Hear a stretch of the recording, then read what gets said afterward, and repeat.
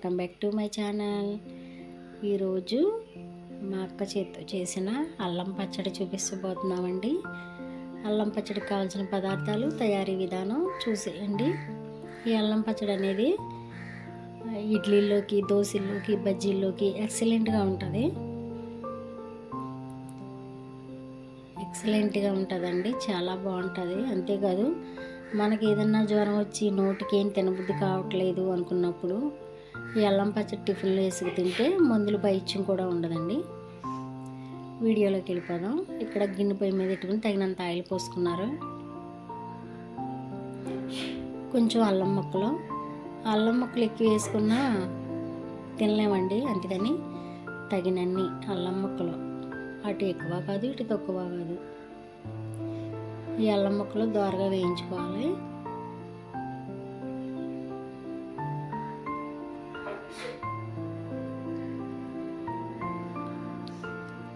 అల్లం ముక్కలు అయితే వేగిపోయినాయి. మిక్సీ జార్లో వేసుకున్నారు.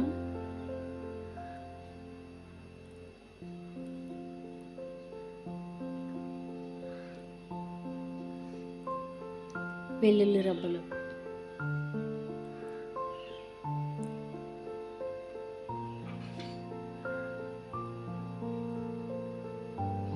చింతపండు అనేది ముందే నానబెట్టుకుని పక్కన పెట్టుకున్నారండి. నానబెట్టిన చింతపండు గుజ్జు,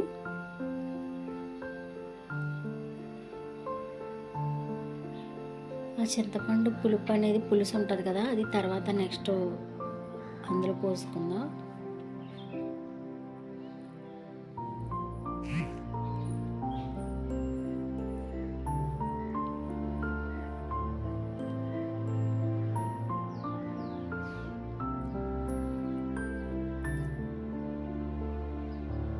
జీలకర్ర 1 స్పూన్ అండి. ఏ స్పూన్తో అయితే మనం తీసుకున్నామో మిగతాయి కూడా అదే స్పూన్తో తీసుకోవాలి. చిన్న స్పూన్ అది.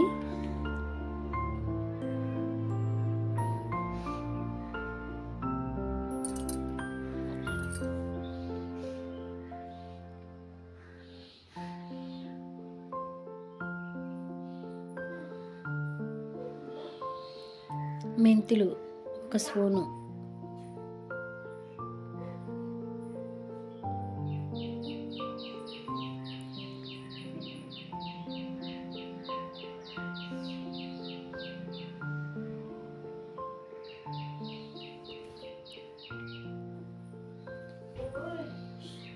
అదే స్పూన్తో ఆవాలు,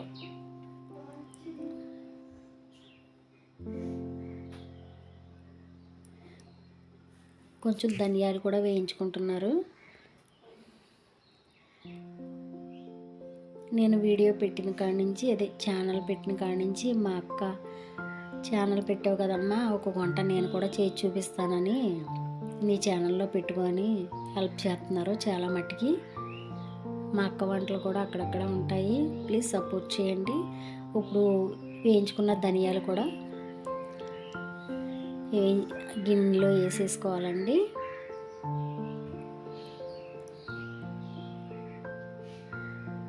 వేసేసుకుని శుభ్రంగా మెత్తగా బరకగా మిక్సీ పెట్టేసుకోవాలి.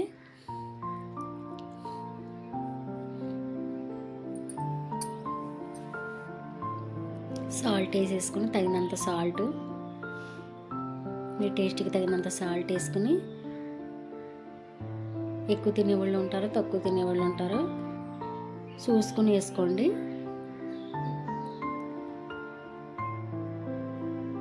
అలా బరకగా మిక్సీ పట్టేసుకున్నాం కదా.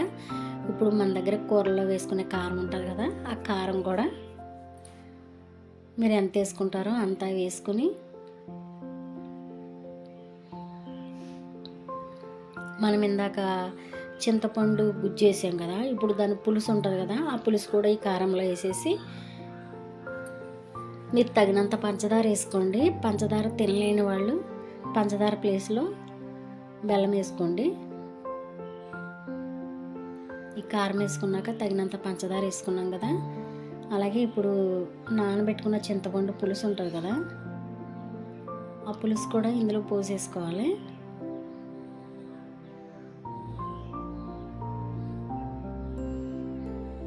పోసుకొని మెత్తగా మిక్సీ పట్టేసుకోవాలండి. మిక్సీ పట్టడం చూపించలేకపోయాను. ఇప్పుడు ఇది మెత్తగా మిక్సీ పట్టేసానండి. ఆ మిక్సీ పట్టడం ఒక్కటే మీకు చూపించలేకపోయాను, సారీ.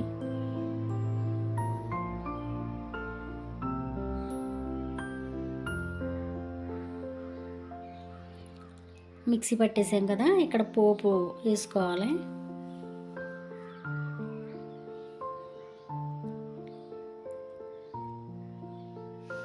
కరివేపాకు, వెల్లుల్లిపాయ, జీలకర్ర, ఆవాలు, ఎండుమిరగాయ, పచ్చెనపప్పు.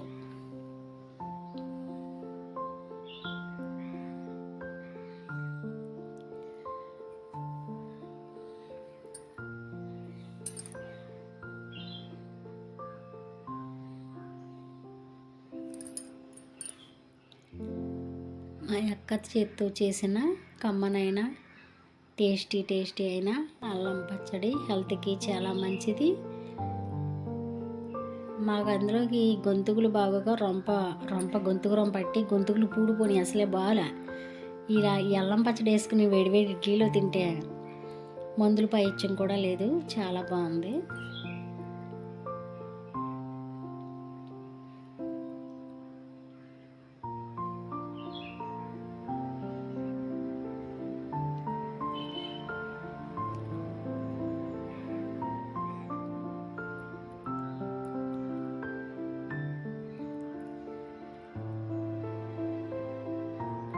ఇప్పుడు మిక్సీ పట్టి పెట్టుకున్న అల్లం పచ్చడి కూడా అందులో వేసేసుకోవాలి.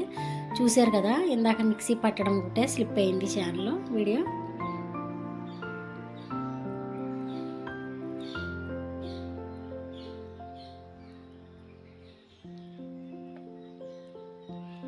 నిజం చెప్తున్నాను, నాకైతే చాలా బాగా నచ్చింది అల్లం పచ్చడి.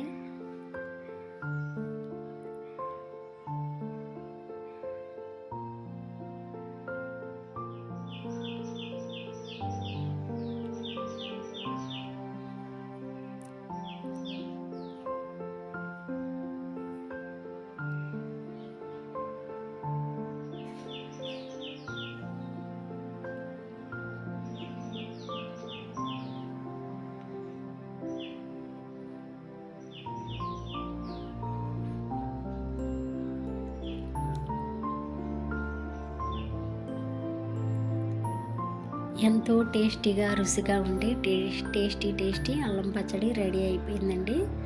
ఒకసారి నచ్చితే మీరు కూడా ఇలా ట్రై చేయండి.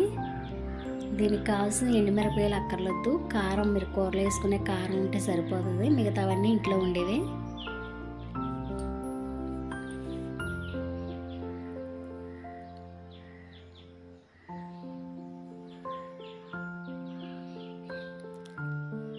మా అక్క చేసిన టేస్టీ అల్లం పచ్చడి రెడీ అయిపోయిందండి.